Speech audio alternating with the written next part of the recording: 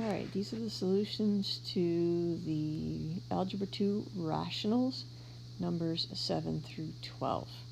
So starting with number 7, we have an equation that has fractions in it, and they want to know what the solution set is.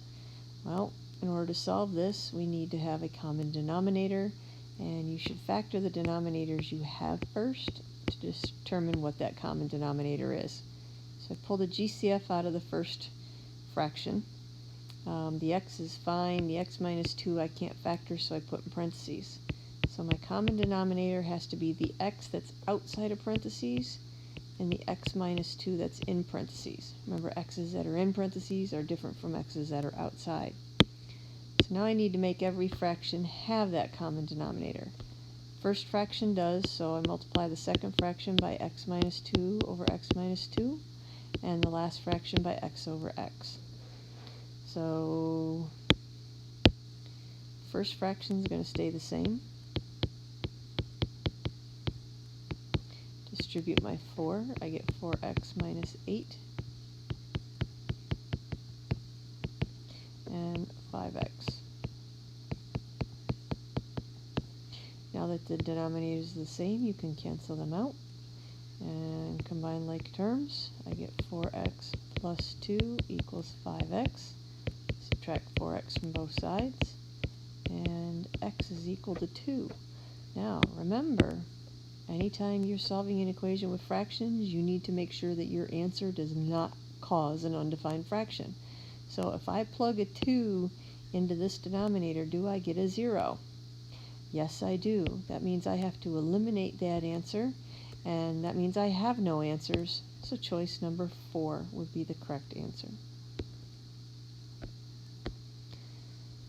Number 8, explain what a rational exponent such as 5 halves means. Use this explanation to evaluate 9 to the 5 halves. Well, anytime you have an exponent that's a fraction, the top number is the power, and the bottom number is the root. So you're going to take the square root of the number, and then raise it to the 5th power. That's your explanation. And now we're going to do it with a 9. Square root of 9 is 3. 3 to the 5th is 243. Alright, number 9. I think is another one of those polynomial division problems. There was like 4 of them I accidentally put on without realizing it. So, we're going to pick the favorite number. Fill in a 3.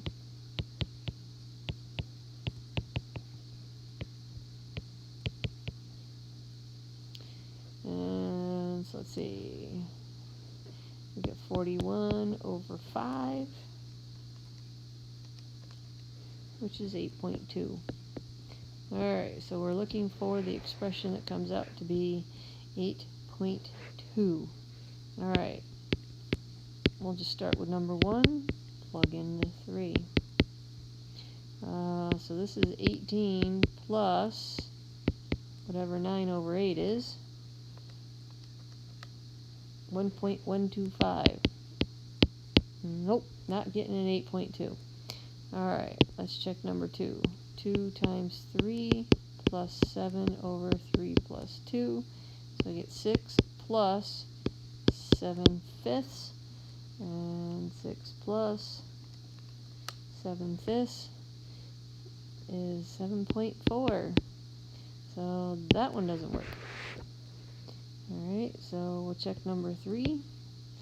2 times 3 plus 1 plus 6 over 3 plus 2. So all of this comes out to be 7 plus 6 over 5. I think that one will do it. And we get 8.2. So number 3 is our answer. Number 10, written in simplest form.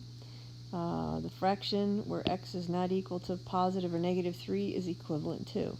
So they have to put this not equal to positive or negative 3 because that's what would make the denominator 0. So they're telling you they already are aware of that.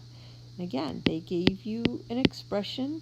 They're asking you for an equivalent expression. So the backdoor approach would work here. However, we're going to use our math skills and factor to simplify. So the numerator, we can pull out an x for GCF. It gives us x squared minus 9. That's difference of squares. So we will factor it again.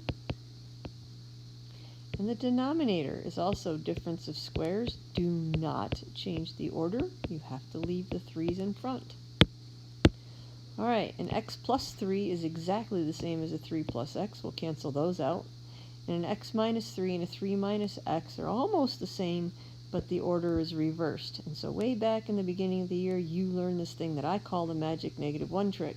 And I call it magic -1 because when you don't show your work, it looks like magic.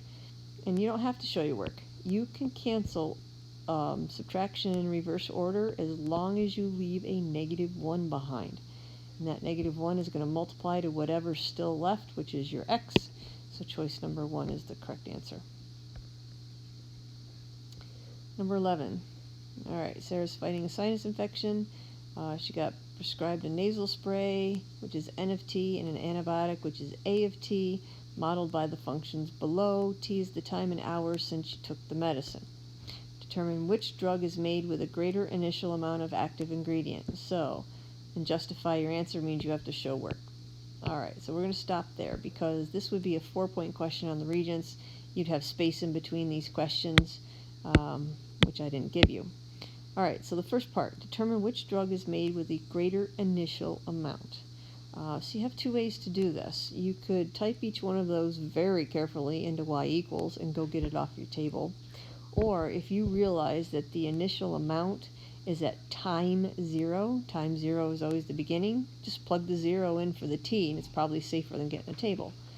All right, so for part 1, I'm going to do it up at the top. 0 plus 1, 0 plus 5, plus 18 over 0 squared, plus 8 times 0, plus 15.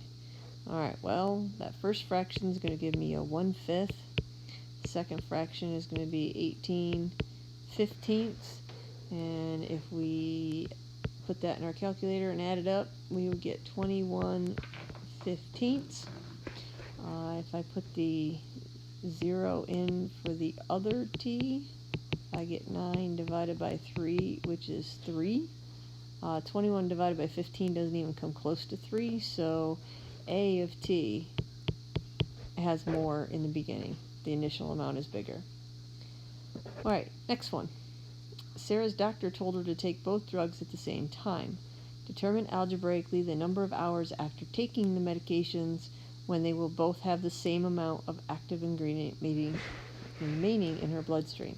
So same amount means they need to be equal. So we are going to set these equal to each other. Now again, if this doesn't come out to be a decimal, which we have no idea if it will or not, you could carefully type 1 into y1, the other one into y2, and go find it from a table and copy it down. Oh no, I can't. Take that back.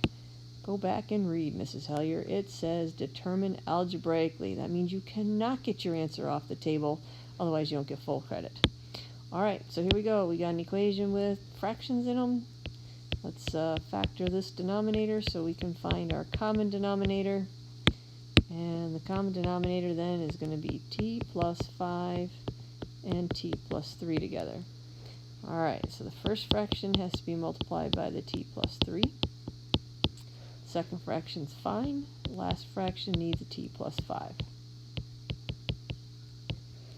All right, well, I have 2 terms in both of these fractions. That means we need to double distribute. So that gives me a t squared plus t plus 3t plus 3 over the common denominator. No point in multiplying those out. We're going to eliminate them anyway. Second fraction stays the same. And distribute the 9.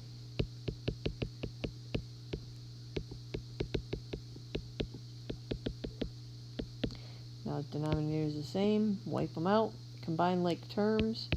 So it's going to give me t squared plus 4t. That's going to give me 21 equals 9t plus 45. Now whether I use factoring or quadratic formula, I'm going to want everything on the same side. So subtract 9t and subtract 45. So t squared minus 5t minus 24 equals 0. Again, with a lot of work in a problem like this, they're going to make it factorable. So the two numbers that will multiply to negative 24 and add to negative 5 are negative 8 and positive 3. Again, I don't need to use grouping because there's no number touching my squared term. T minus 8 equals 0, t plus 3 equals 0, so I get t equals 8 and t equals negative 3. Now if I stop there, I lose a point because are both answers good? Well, t is time, and in mathematics we don't want to talk about the past, so no negative time. We're going to reject the negative 3 by crossing it off. Now unfortunately we have still lost a point because it says no, we don't. Determine the number of hours. If they put the label in the question, you don't need to put it in your answer. I'm going to anyway. In 8 hours, you will have the same amount of medicine there. All right, big 4-pointer on the Regents. Number 12, written in simplest form. This is a factoring problem, so factor and cancel. So difference of squares, c minus d and c plus d. And the denominator looks a little tricky. I'm not going to worry about the c's right now. I'm going to worry about the fact that this is a d squared plus 1d minus 2. So I need the numbers that multiply to negative 2 and add to 1. Well, that would be a 2 and a negative 1. Now, in order to get that c squared in the back, I'm just going to put c's on both the back numbers. And there's your c squared. Alright, so if I look at the numerator and denominator, I have a c minus d and I have a d minus c. Those are backwards, so I can cross them off as long as I have a negative 1 behind. Yeah, I don't see anything with that negative 1 there, so my guess is that they went ahead and distributed that, and that would make that negative c minus d over d plus 2c. And now that looks like choice number 3. Okay, and again, I will let you know you could use the backdoor approach on this, but of course I'm supposed to be teaching you the math as well. So the backdoor approach, this time because you have two different letters, pick two different numbers to plug in. So you can make the C a 3 and the D a 4, and then do the same thing for your answer choices and see which one turns out to be the same. But I'll just warn you, because not all these questions will stay multiple choice. Some will require you to show your work, and then that little backdoor trick does not work. Alright, so hopefully this has helped you out so you can finish the rest of the worksheet.